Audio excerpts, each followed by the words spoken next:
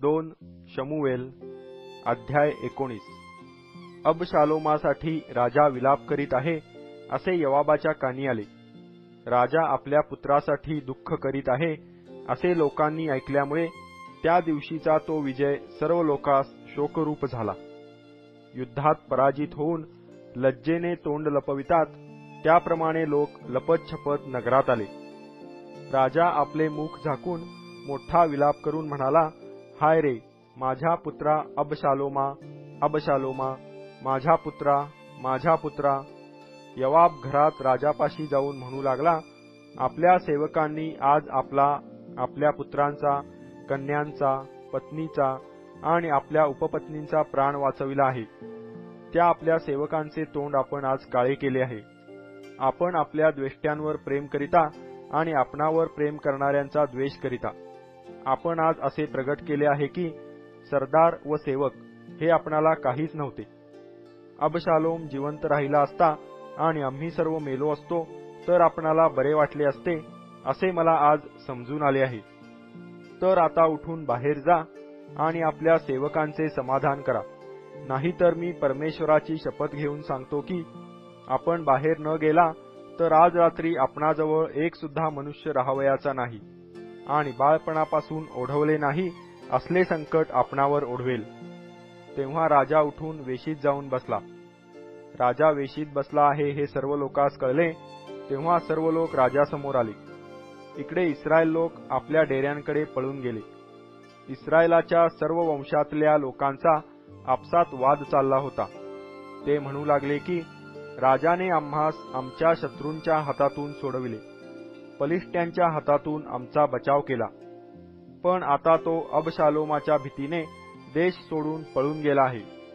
आपण अबशालोमास राज्याभिषेक केला, पण तो युद्धात पडला, तर आता राजाला परत आणण्याविषयी तुम्ही काही बोलत नाही हे काय? मग दावीद राजाने सादोक व अब्याथार याजकास सांगून पाठविले की यहुदी वडीलजनास सांगा, राजाला मंदिरात परत न्यावे असे इस्रायल लोकांचे बोलणे चालले आहे, हे राजाच्या कानी आले आहे। तर राजास त्याच्या मंदिरात नेण्याच्या बाबतीत तुम्ही सर्वांच्या मागे का राहता? तुम्ही तर माझे भाऊबंद, माझ्या हाडामासांचे आहात, तर राजाला परत घेऊन जाण्याच्या कामी तुम्ही सर्वांच्या मागे का? अमासाला सांगा की तू तर माझ्या हाडामासांचा ना, तू योवाबाच्या ठिकाणी कायमचा सेनापती झाला नाहीस, तर देव माझे त्या मानाने व त्याहूनही अधिक पारिपत्य करो। या प्रकारे त्याने यहुदाच्या लोकांस एक दिल करून त्यांची मने वळवली। त्यांनी राजाकडे सांगून पाठविले की आपण आपले सर्व सेवक घेऊन माघारी या। राजा मागे परतून यार्देनेपर्यंत आला आणि यहुदी यार्देन नदीच्या अलीकडे राजास घेऊन येण्यासाठी गिलगाल येथे सामोरे गेले। यहुद्यांबरोबर बहुरीम येथील बन्यामिनी शिमी बिन गेरा हाही त्वरा करून दावीद राजास सामोरा गेला। त्याचबरोबर 1000 बन्यामिनी पुरुष होते। त्याप्रमाणेच शौल घराण्यातला सेवक सिबा हा आपले 15 पुत्र व 20 चाकर यास घेऊन तेथे आला।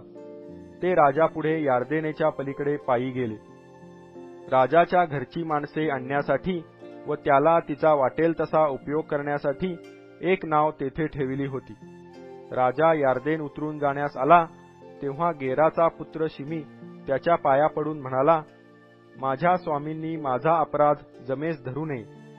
ज्या दिवशी माझे स्वामीराज यरुशलेम सोडून निघाले त्या दिवशी आपल्या दासाने दुष्टपणाचे वर्तन केले, त्याचे स्मरण करून महाराजांनी त्याचबद्दल विषाद मानू नये। आपल्या दासाने अपराध केला आहे हे आपला दास जाणू नाही, म्हणून पहा आज माझ्या स्वामीराजांच्या भेटीस्तव अवघ्या योसेफ घराण्यातून मीच पहिला आलो आहे। सरुवेचा पुत्र अभिषय म्हणाला, शिमीने परमेश्वराच्या अभिषिक्तास शाप दिला तर त्याचा वध करू नये काय? दावीद म्हणाला, सरुवेच्या पुत्रांनो, मला तुमच्याशी काय कर्तव्य आहे? कारण आज तुम्ही विरोधी झाला आहात। इस्रायलातल्या कोणाचा आज वध करावा काय? आज मी इस्रायलाचा राजा आहे हे मला कळत नाही काय? मग राजा शिमीस म्हणाला, तू प्राणास मुकणार नाहीस। राजाने त्याजशी आणभाग केली। शौलाचा नातू मफीबोशेत हा राजाच्या भेटीस आला. राजा निघून गेला होता तेव्हापासून ते तो सुखरूप घरी परत येईपर्यंत त्याने आपले पाय धुतले नव्हते, आपली दाढी नीटनेटकी केली नव्हती व वस्त्रेही धुतली नव्हती. यरुशलेमकर राजाला भेटावयास गेले तेव्हा राजाने विचारिले, मफीबोशेथा, तू मजबरोबर का आला नाहीस?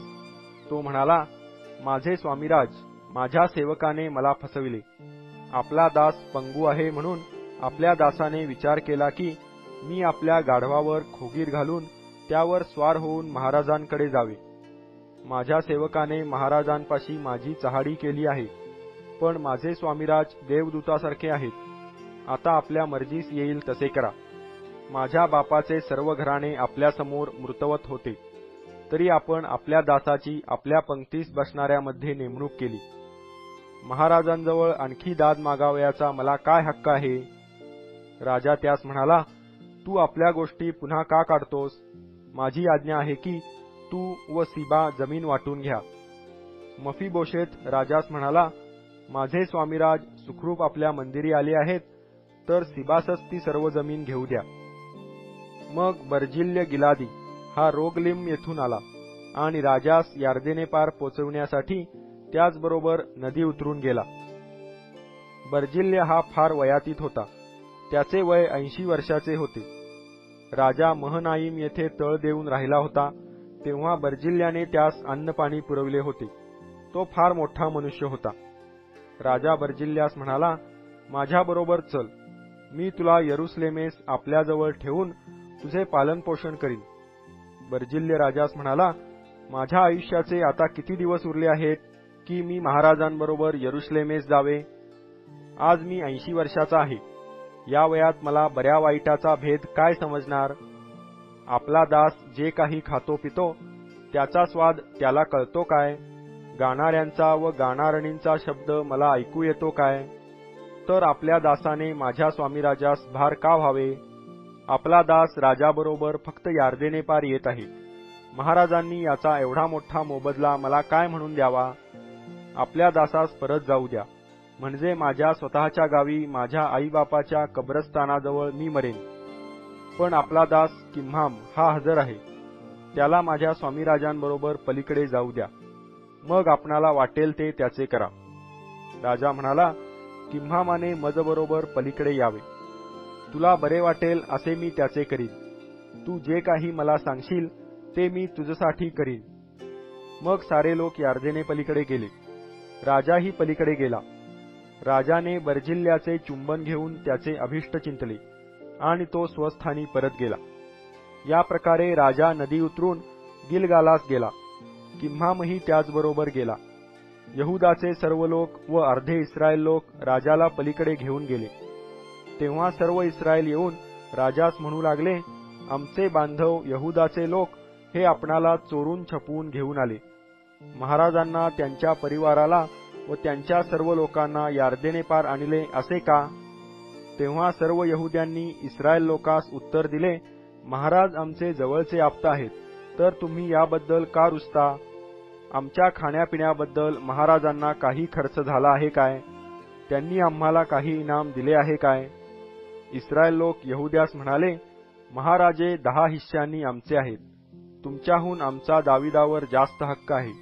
तर तुम्ही आम्हाला तुच्छ समजून आमच्या महाराजांना माघारी आणण्यापूर्वी आमचा सल्ला का घेतला नाही? इस्रायल लोकांच्या भाषणापेक्षा यहुदी लोकांचे भाषण कठोरपणाचे होते.